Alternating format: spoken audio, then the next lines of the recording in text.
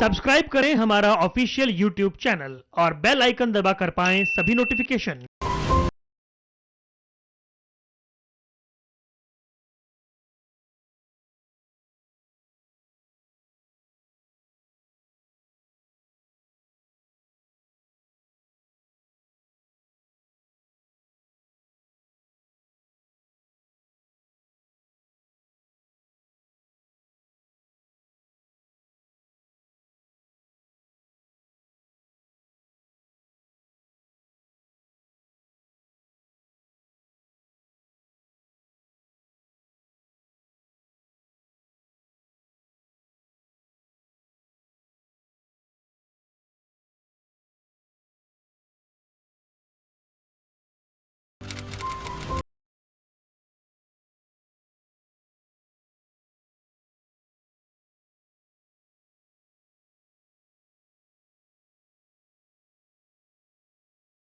नमस्कार, एमएच1 न्यूज में आपका स्वागत है। मैं हूं आपके साथ वरुण गोयल। आप देख रहे हैं हमारी खास पेशकश सेवा टाइम्स आर्ट ऑफ लिविंग के संग। और आज हम बात करने जा रहे हैं शिक्षा की। शिक्षा किसी भी जीवन के विकास की बुनियाद है। शिक्षित समाज ही सभ्य राष्ट्र की नींव रखता है। हमारे देश में गरीबी एक ऐसा कारण है जिसकी वजह से बड़ी संख्या में माँ बाप बच्चों को स्कूल न भेजकर अपने साथ काम में लगा लेते हैं। भारत की आबादी का एक बड़ा हिस्सा अच्छी शिक्षा प्राप्त नहीं कर पाया है, खासकर ग्रामीण, आदिवासी और स्लम क्षेत्रों में। गुरुदेव श्री श्री रविशंकर जी की प्रेरणा से आर्ट ऑफ लिविंग के जरिए इन लोगों के जीवन में बदलाव लाया गया है। इस अभियान की सफलता का अंदाजा आप इस बात से लगा सकते हैं कि इस वक्त देश के 22 राज्यों में चल रहे 700 से ज्यादा स्कूलों में 70,000 से ज्यादा छात्र तनाव मुक्त और संस्कार युक्त शिक्षा ग्रहण कर रहे हैं। और आज हमारे साथ बात करने के लिए मौजूद हैं आकांक्षा यादव। आकांक्षा जी, बहुत बहुत स्वागत है आपका। जी, आकांक्षा जुड़ी हुई हैं इस पूरी मुहिम से और एक तरह से आपको बता दें कि बड़ी छोटी उम्र से ही वो जिस तरह से इस काम में लगी हुई हैं, पूरे देश भर का भ्रमण करती हैं और इस प्रोजेक्ट को वो आगे बढ़ा रही हैं, उनसे चर्चा की शुरुआत करते हैं।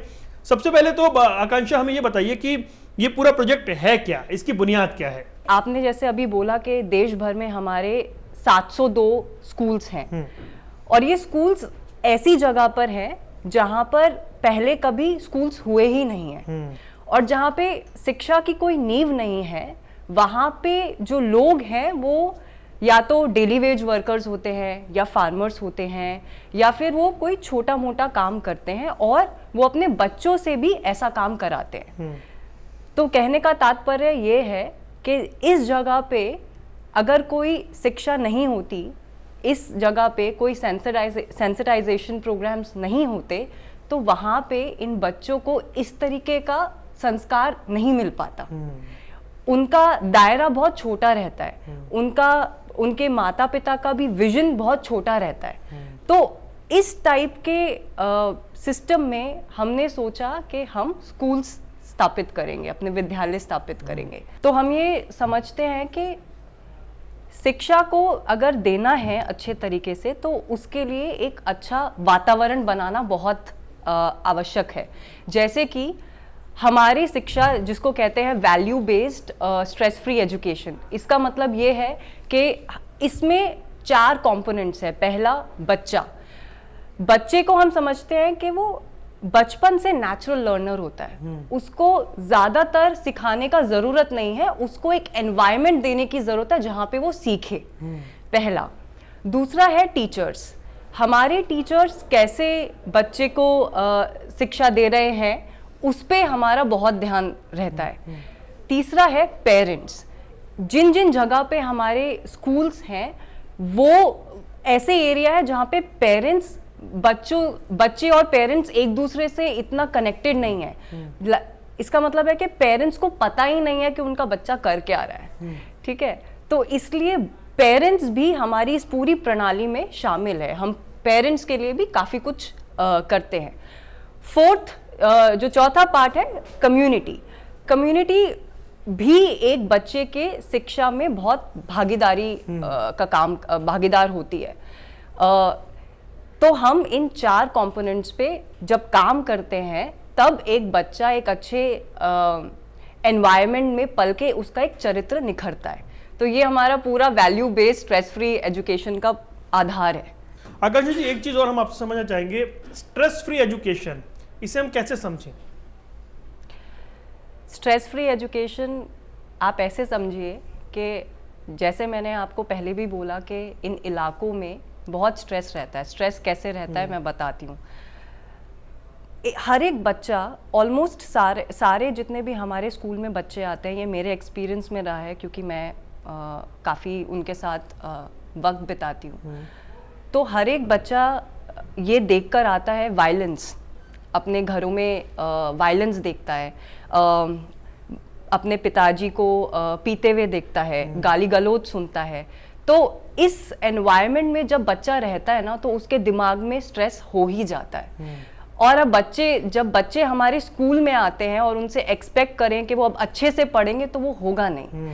तो उसमें हमको क्या करना है कि बच्चे के दिमाग का जो स्ट्रेस है, ताकि उसकी क्वालिटीज निखरे, इसलिए हम अपना स्कूल में करिकुलम में हमारा योग और ध्यान होता ही होता है। बच्चा रोज आता है स्कूल में, और बच्चे, ना केवल बच्चे बट टीचर्स और इवन स्कूल मैनेजमेंट भी साथ में बैठ के ध्यान करते हैं। 20 मिनट हमारे स्कूल में ध्यान होता ही होता है, ताकि बच्चा एकदम फ्रेश फील करे। तो ये स्ट्रेस फ्री आप ऐसे समझिए। अच्छा, मुझे ये बताइए कि जब आपका इतना एक्सपीरियंस है, आप लोग इतनी जगह गए, आपने इतना घूमा है, रिमोट एरियाज तक गए हैं, वजह क्या है? क्या गरीबी इसकी एक वजह है, अवेयरनेस नहीं है, या फिर जैसा आपने भी बताया कि घर में नशे वगैरह की लत है? ये सारी वजह है कि जो एजुकेशन का लेवल है वो नहीं पहुंचा वहाँ तक? देखो, गरीबी तो है, क्योंकि गरीबी है इसलिए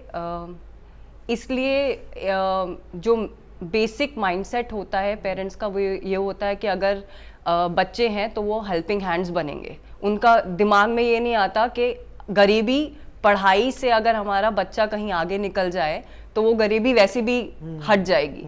तो गरीबी भी है, फिर ये सारे फैक्टर जो आपने अभी बोले हैं, ये सारे एक साथ मिलकर मुझे लगता है ये कारण है। क्या परेशानियां आप लोगों ने फेस की जब शुरुआत की? कैसे उन्हें कन्विंस करना, पेरेंट्स को उन्हें मनाना, बच्चा स्कूल आएगा नहीं आएगा, या बीच में ड्रॉप आउट हो जाए, किस तरह के चैलेंजेस फेस किए आप लोग? जब हमने अपना स्कूल स्टार्ट किया तो सबसे बड़ा चैलेंज था एनरोलमेंट, कि हम बच्चे को घर से निकाल के स्कूल में डाल रहे हैं 6-7 घंटों के लिए या 7-8 घंटों के लिए। वो पेरेंट्स के लिए बहुत प्रॉब्लमैटिक था, पहला। दूसरा, कुछ जगह ऐसी है जहाँ पे लड़कियों को स्कूल जाना अलाउड नहीं है, जैसे कि राजस्थान के कुछ, हमारे एक ऑल गर्ल्स स्कूल है, वहाँ पे जब हमने देखा तो ऐसा लगा कि पेरेंट्स चाहते ही नहीं है कि लड़कियाँ पढ़े, आगे बढ़े। तो पहला तो उनका माइंडसेट चेंज करने के लिए हमारे टीचर्स ने एक एक घर जाकर पेरेंट्स को समझाया कि शिक्षा क्यों ज़रूरी है आपके बच्चों के लिए। फिर दूसरा चैलेंज, जब वो आ जाते हैं स्कूल में, तब क्या होता है, एक बेसिक स्ट्रक्चर होता है कहीं का भी, कि बच्चा आता है, उसको होमवर्क मिलता है, वो होमवर्क करता है कि नहीं करता, या उसके कॉपी में कुछ लिखा हुआ है कि नहीं लिखा हुआ। इससे जज करते हैं हमारे पेरेंट्स कि अच्छा बच्चा पढ़कर आया क्योंकि उसकी कॉपी में कुछ लिखा हुआ है। लेकिन ये नहीं समझ पाते कि अगर आज उसकी कॉपी में नहीं लिखा तो वो कुछ और सीखा होगा क्लास में, क्योंकि हमारी पूरी प्रणाली एक एक्टिविटी बेस्ड लर्निंग है, कॉन्सेप्चुअल बेस्ड लर्निंग जिसे कहते हैं, वो वैसी है। जिसका मतलब ये होता है कि बच्चे को हम नेचुरली पढ़ाते हैं, उसको इंड्यूस करने की जरूरत नहीं है। फॉर एग्जाम्पल, अगर आज बच्चा 1 + 1 = 2 लिखना नहीं सीखा, लेकिन वो कॉन्सेप्ट सीख गया, लिखना शायद एक हफ्ते बाद सीख सकता है वो। तो अगर वो थोड़ा देर लगा रहा है और दूसरा बच्चा उतना देर नहीं लगा रहा, तो पेरेंट्स कंपेयर करते हैं कि अरे हमारा बच्चा तो कुछ कर नहीं रहा है, तो इस स्कूल में ज़रूरत ही नहीं है भेजने की, हम किसी और स्कूल में भेज देंगे, या स्कूल ना ही भेजो तो बेहतर है, एटलीस्ट घर में कुछ काम तो कर लेगा। तो इस तरीके का चैलेंज हुआ। फिर उनको समझाया कि हमारी प्रणाली कैसी है, कि हम क्या करना चाहते हैं, हम बच्चे का चरित्र पूरी तरीके से कैसे हम आगे निखारना चाहते हैं।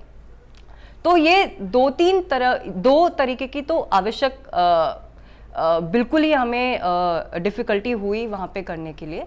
और तीसरा क्या होता है कि पेरेंट्स जब अवेयर नहीं होते ना अपने बच्चों के उसमें, क्योंकि अभी भी ऐसा है, मतलब हमने कुछ जगहों में हमारे स्कूल 8 सालों से चल रहे हैं, कुछ 6 साल से, कुछ 18 सालों से, लेकिन फिर भी कुछ परसेंटेज ऑफ पेरेंट्स हैं जो आज तक नहीं समझ पाए कि उनके बच्चे एग्जैक्टली क्या कर सकते हैं और क्या करना चाहते हैं। तो उनमें वो जो गैप है ना वो फिल नहीं हो पा रहा है। छोटी मात्रा में, लगभग हम क्लोज टू 50% चले गए हैं जहाँ पे पूरा फैमिली बच्चों को सपोर्ट करता है, लेकिन फिर भी हमें बहुत चैलेंजेस उस वक्त ज़्यादा हुए थे, अब थोड़े कम हो गए क्योंकि हमारे टीचर्स निरंतर प्रयास कर रहे हैं पेरेंट्स के साथ, बच्चों के साथ, कम्युनिटी मेंबर, सरपंचों के साथ, ताकि बच्चा आगे निकल पाए। एक जो चीज़ मैं देख रहा हूँ कि जो 70,000 से ज़्यादा बच्चे पढ़ रहे हैं आपके यहाँ, उसमें लड़का लड़की का जो रेशो है वो बहुत ही शानदार है। ये जो मेंटेन हुआ, ये अपने आप में बहुत बड़ी बात है। हाँ जी। इसके पीछे भी कुछ स्पेशल एफर्ट किए गए? ये सारे हमने हमारे टीचर्स ने जाके घर पे पेरेंट्स को आश्वासन दिया है कि उनके बेटियां हमारे स्कूल में, हमारे कैंपस में बिल्कुल सेफ हैं और अच्छा करेंगी। प्लस हमारी जो पूरा करिकुलम है वो सिर्फ और सिर्फ किताबी पढ़ाई पे बेस्ड नहीं है, उसके अलावा भी जैसे कि हमारे स्कूल में जो बच्चियां हैं, जो गर्ल स्टूडेंट्स हैं, वो स्पोर्ट्स में पार्टिसिपेट करते हैं, मेडल्स लेकर आते हैं, फिर वो डिबेट्स में पार्टिसिपेट करते हैं, मेडल्स लेकर आते हैं, फिर ओलंपियाड में पार्टिसिपेट करते हैं तो भी मेडल्स लेकर आए हैं। तो इस टाइप की एक्टिविटीज़ से, या फिर जब वो हमारे स्कूल में एक एनुअल जब डे होता है तो वो पूरा एक गांव के लिए सेलिब्रेशन होता है, क्योंकि हम पूरे गांव को और पूरे कम्युनिटी मेंबर, सरपंच को इनवाइट करते हैं ये दिखाने के लिए कि बच्चे कितने इनोवेटिव तरीके से परफॉर्म कर रहे हैं या उन्होंने क्या क्या बनाया है। तो जब वो अपने घर की लड़कियों को देखते हैं कि उन्होंने इतना अच्छा काम किया है, तो वो बिल्कुल उनके लिए बहुत आह मोमेंट हो जाता है। ये जो पूरा प्रोजेक्ट है फ्री स्कूल और जिस तरीके से वैल्यू एजुकेशन का जी, आज इसका इम्पैक्ट है, इसकी आउटरीच की बात करें तो कैसे देखते हैं आप?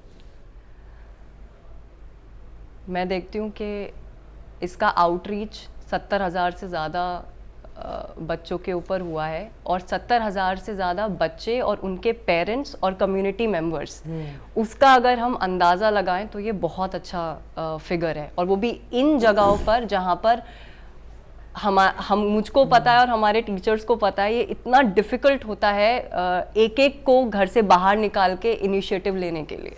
ये जो आपने बात की हिंसा की, नशे की, अवेयरनेस की, क्या यहाँ पर आने के बाद जो बच्चे ने सीखा उसका इम्पैक्ट घरों में देखने को मिला है? जी बिल्कुल। हाल ही में मैं असेसमेंट्स हमारे जब स्कूल्स में होते हैं तो हाल ही में मैं एक महाराष्ट्र जगह पे गई थी, तो वहाँ पे मुझे पता लगा कि हमारे बच्चे, क्योंकि यहाँ पे ध्यान करते हैं, योगा करते हैं, हमारे टीचर्स उनको अच्छी तरीके से उनके वैल्यूज़ जा रहे हैं, तो मुझे पता लगा कि हमारे बच्चे कम्युनिटी में जाके ड्राइव्स करते हैं, कैरी आउट करते हैं, जैसे कि नशा मुक्ति, डी एडिक्शन, या फिर कोई भी, अभी आप हाल ही में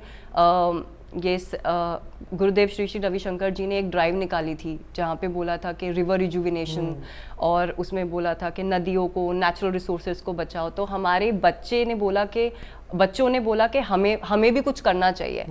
टीचर्स को बताना ज़रूरी नहीं लगा बच्चों को, बच्चे खुद ही इतने सक्षम हैं ये समझने के लिए कि उनका अपनेपन, क्योंकि हमारे स्कूल में गुरुदेव भी ऐसा कहते हैं कि हमें अपनेपन का दायरा बढ़ाना चाहिए।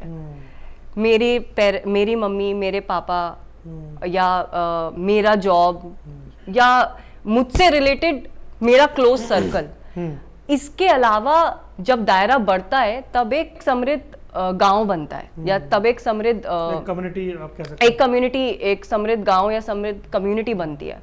तो हमारे बच्चों ने ऐसा किया है कि वो डी एडिक्शन ड्राइव्स रखे हैं, हमारे वहाँ पे नेचुरल फार्मिंग के उन्होंने खुद प्रोजेक्ट्स बनाए हैं और जाके पेरेंट्स को जो जितने भी फार्मर्स हैं उनको बुला के उनको वो कॉन्सेप्ट समझाया है कि कैसे नेचुरल फार्मिंग करनी चाहिए।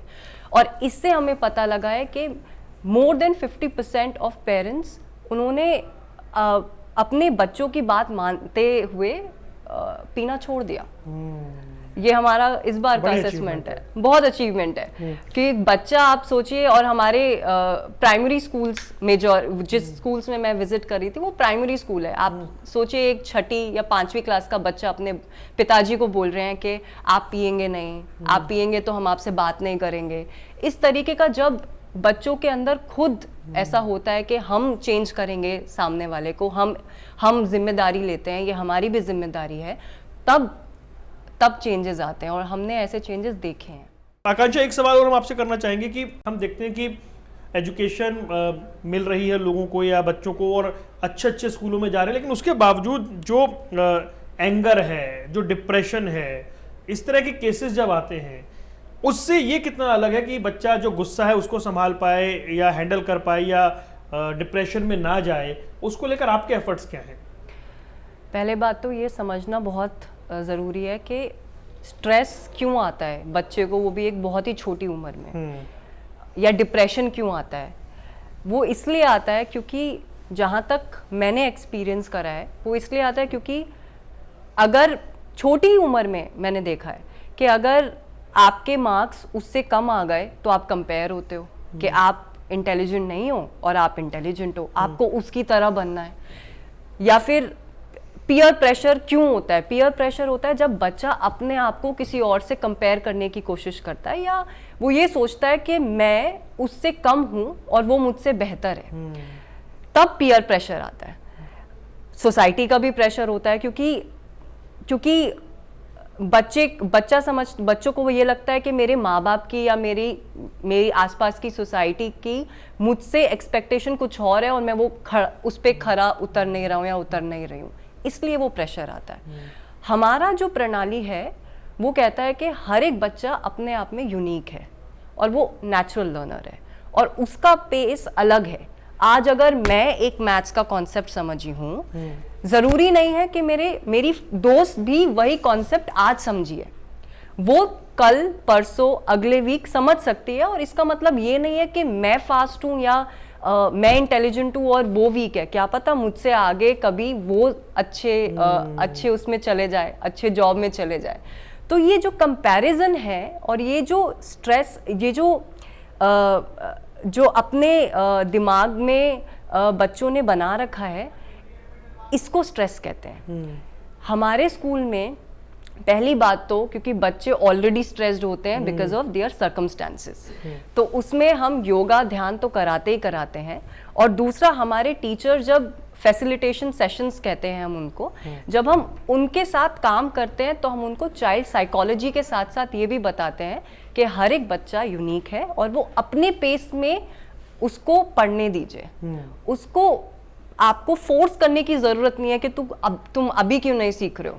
वो अगर सपोज क्लास में 30 बच्चे हैं तो 30 बच्चों का पेस एक जैसा नहीं हो सकता, 30 बच्चों का पेस अलग अलग होगा और सब में अपना लेवल ऑफ क्रिएटिविटी इनोवेशन होता है। गलती हमारी होती है कि हम वो दबाकर अपना चीज डाल देते हैं, तब बच्चा नहीं सीखता, तब इसलिए उसको कॉन्फिडेंस का प्रॉब्लम होता है। वो बाद में बोलता है, बाद में उसको लगता है कि नहीं मैं नहीं कर पाऊंगा। तो अगर बचपन से ही इसको थोड़ा सा फाइन ट्यून करके अगर टीचर हर एक बच्चे को एक यूनिक इंडिविजुअल देखती है तब बच्चा निखरता है। तो इसलिए योग ध्यान के साथ साथ हमारी जो ये प्रणाली है वो टीचर्स के ऊपर ज्यादा है कि टीचर्स कैसे बच्चों को वो एनवायरनमेंट दे पा रही है जहां पे वो अपना इंडिविजुअल कैरेक्टरिस्टिक्स उनका निखर रहा है। क्योंकि जहां से बच्चे आते हैं हम देख रहे हैं वो स्लम एरिया है, वो ट्राइबल एरिया है, वो बिल्कुल रिमोट एरिया के गांव हैं। तो क्या ये बच्चे किसी मुकाम तक पहुंचे हैं जिनकी स्टडी पूरी कंटिन्यू रही? कुछ ऐसे नाम आप बताना चाहेंगी जिन्होंने वाकई मतलब कमाल किया हो? जी, हमारे VVMVP बैंगलोर वेद विज्ञान महाविद्यापीठ एक फ्री स्कूल है जो आश्रम के जस्ट सामने है। वहाँ पे भी girls boys ratio almost similar है। तो वहाँ पे जो फर्स्ट लेडी मेट्रो ड्राइवर थी वो हमारे स्कूल में थी बैंगलोर में। अच्छा। प्रियंका उनका नाम है। दूसरा है कि वहाँ पे एक और लड़की है नॉर्थ ईस्ट की है और उसका नाम रिडालिन है। मैंने उससे जब बात करी तो उसने बताया कि क्योंकि वो बचपन से ध्यान करती थी और योग करती थी तो उसका दिमाग बहुत क्लियर रहता था कि उसको एग्जैक्टली करना क्या आगे। So imagine an 8th standard student saying that I want to become an architect, मुझे एक आर्किटेक्ट बनना है, और उसने वो परस्यू करा आगे और उसने बिना किसी कॉम्पिटिटिव कोचिंग के उसने वो पेपर क्लियर करा और आज वो एक आर्किटेक्ट के लिए पढ़ रही है आगे। तो ऐसे बहुत कुछ लोग पुलिस में हैं, कुछ लोग शेफ बन गए हैं। तो हमारा जो पूरा सिस्टम है वो ऐसा है कि बच्चा अगर आगे पढ़ना चाहता है तो उसका पूरा सपोर्ट करना है। और हमारा जो मैनेजमेंट है सेंट्रल स्टेट वो पूरा जान लगा देता है कि बच्चे की पढ़ाई कहीं रुके ना, वो आगे ज़िंदगी में कुछ करे। अगर उसको IIT का कॉम्पिटिटिव एग्ज़ाम्स देने हैं या उसको MBBS के एग्ज़ाम्स देने हैं या उसको कुछ और डांसर बनना है, कुछ भी बनना है, उसके लिए 1-to-1 कम्युनिकेशन वो बच्चों के साथ करते ही करते हैं छोटी प्राइमरी क्लासेस से, ताकि आगे हम उनको कैसे मोल्ड कर सकें उनके, और कैसे उनको एक दिशा दिखा सकें, और कैसे पेरेंट्स के दिमाग में भी क्या होता है ना, ऐसा उनके दिमाग ये अभी तक सोच ही नहीं पाता कि हमारा बच्चा इस गांव से बाहर भी निकल सकता है। तो वो विजन देने के लिए भी हमारे टीचर्स निरंतर प्रयास करते रहते हैं। ये जो स्कूल 702 स्कूल है, हाँ जी। तो एक चीज़ और बताइए कि जिस जगह पर ये स्कूल खोले गए, हाँ, उस इलाके में, उस गांव में, उसके आसपास कुछ बदलाव हुए? जैसे कि मैंने आपको बताया था कि सिर्फ ना केवल बच्चे बल्कि टीचर्स भी, हम इनको कहते हैं चेंज एजेंट्स। तो हमारा जो स्कूल स्थापित करने का मकसद रहता है वो ऐसा भी रहता है, पहली बात तो उस जगह पे कोई स्कूल ही नहीं होता, ये एक पहला वो होता है।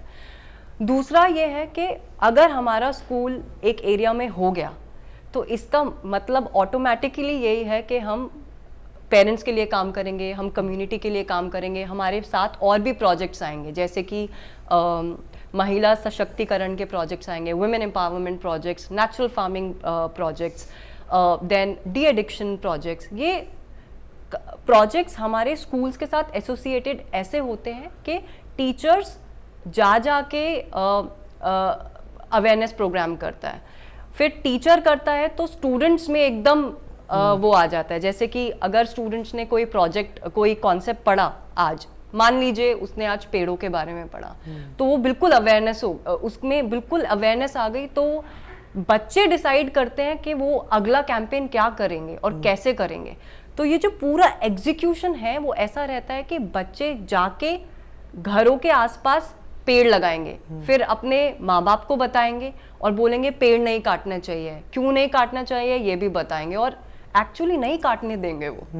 ऐसा है, वो कम्युनिटी को, सरपंच को, सबको पता होता है कि ये कैसे काम हो रहा है। तो मैं एक इसमें उदाहरण देना चाहूँगी कि कैसे हमारे टीचर्स और बच्चों ने ये काम किया है। एक छोटा सा जगह है जानरावाड़ी, महाराष्ट्र में है। तो जब मैं वहाँ पे गई तो मुझे इतना अच्छा लगा वहाँ जाके, बच्चों ने पत्थर होते हैं, पत्थर और सीमेंट से पूरा वॉल के अगेंस्ट एक पहाड़ बना रखा है और उसके अंदर ड्रिपिंग्स लगा रखी है, फिर पाथवेज बना रखे हैं, डैम्स बना रखे हैं, लाइव प्रोजेक्ट है। हाँ, मतलब ऐसा है कि आप जब भी जाओगे वो आपको एक्सप्लेन कर सकते हैं, ऐसा कॉन्सेप्ट। तो वो ड्रिपिंग्स बना रखी है, तो मेरे को बताया गया, और ये किया है 6ठी और 7वीं के बच्चों ने, टीचर्स ने बिल्कुल नहीं बताया।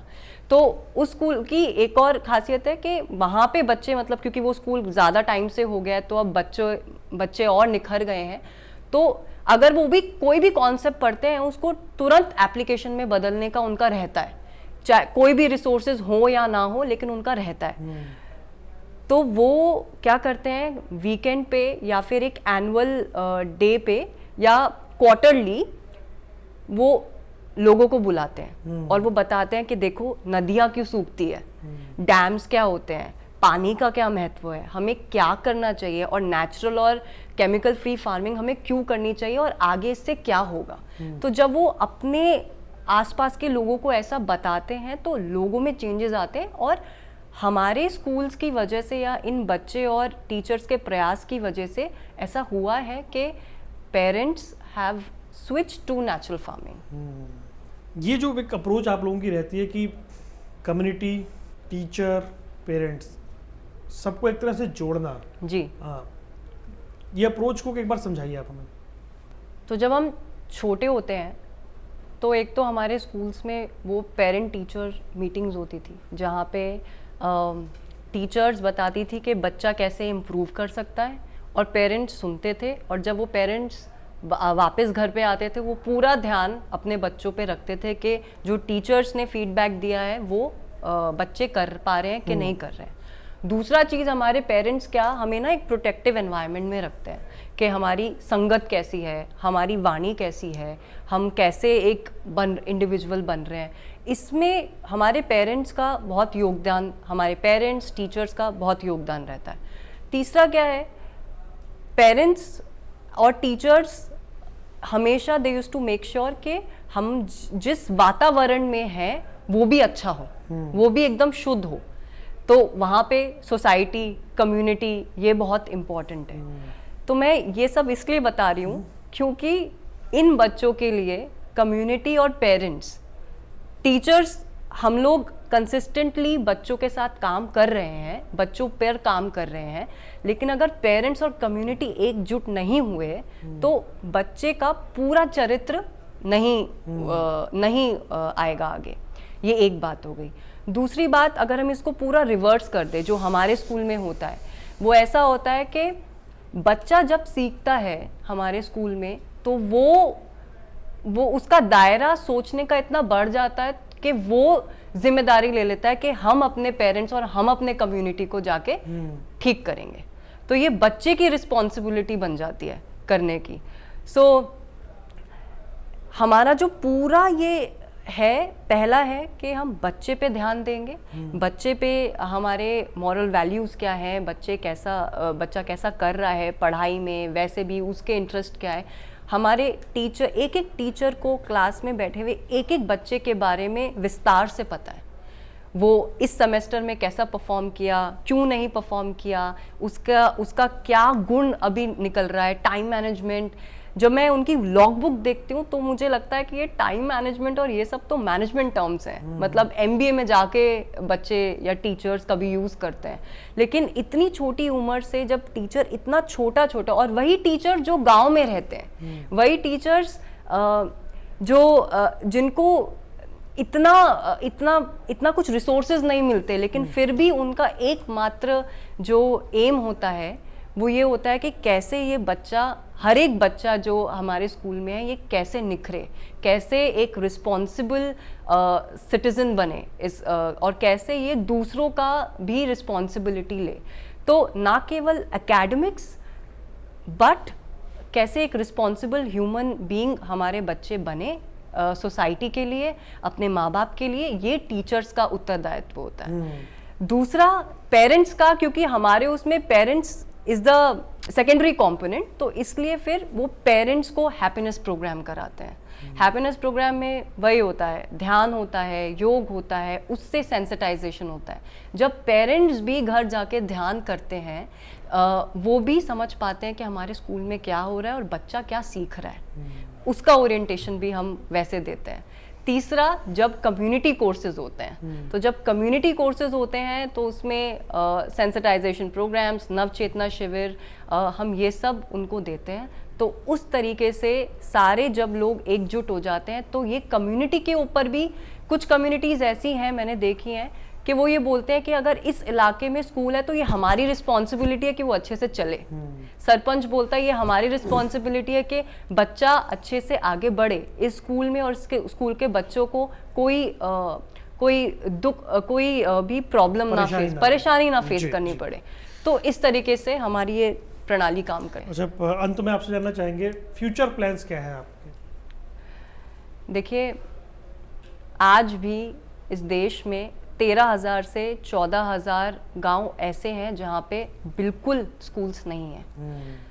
तो हमारा हमेशा ये रहता है हम क्वालिटी एजुकेशन, और जहाँ ज़रूरत है वहाँ अपने स्कूल की स्थापना करें, प्रोजेक्ट्स उनके साथ रखें, और एक मॉडल सोसाइटी, मॉडल विलेज के प्रोजेक्ट्स पे हम उनके साथ, कम्युनिटीज़ के साथ काम करें, सब मिलके।